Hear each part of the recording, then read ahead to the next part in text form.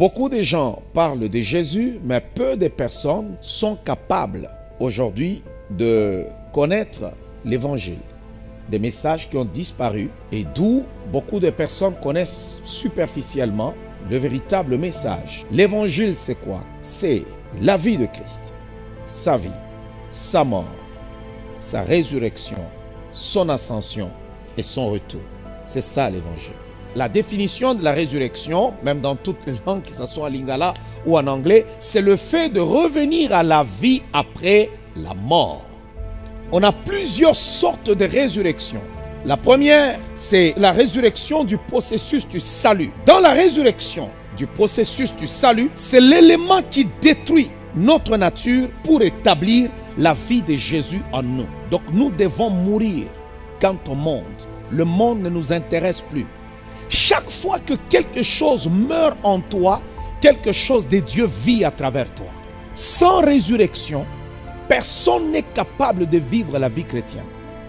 La vie chrétienne, la puissance de la résurrection, libère en nous la capacité, une fois que nous mourrons en Christ et que nous ressuscitons, nous aurons la capacité de vivre comme des enfants de Dieu.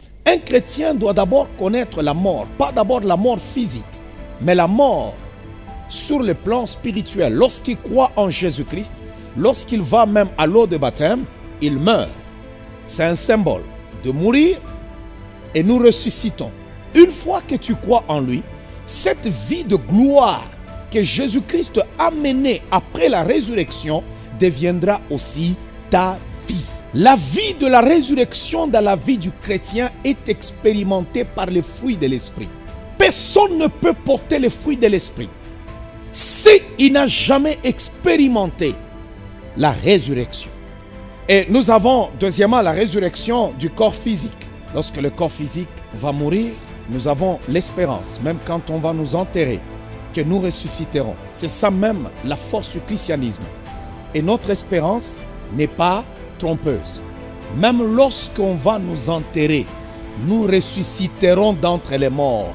Dans toutes les religions du monde, ils ont eu des leaders.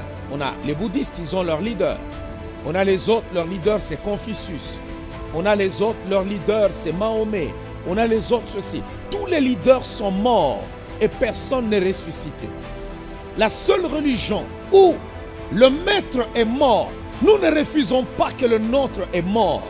Nous acceptons que Jésus-Christ a connu la mort. On s'est saisi de lui. On l'a malmené, on l'a maltraité jusqu'à ce que mort s'en suive. Mais on l'a enterré. Mais 3 jours après, la Bible déclare: pourquoi cherchez-vous parmi les morts celui qui est vivant? C'est ce qui fait la puissance du christianisme. Parce que la résurrection est la signature de Dieu.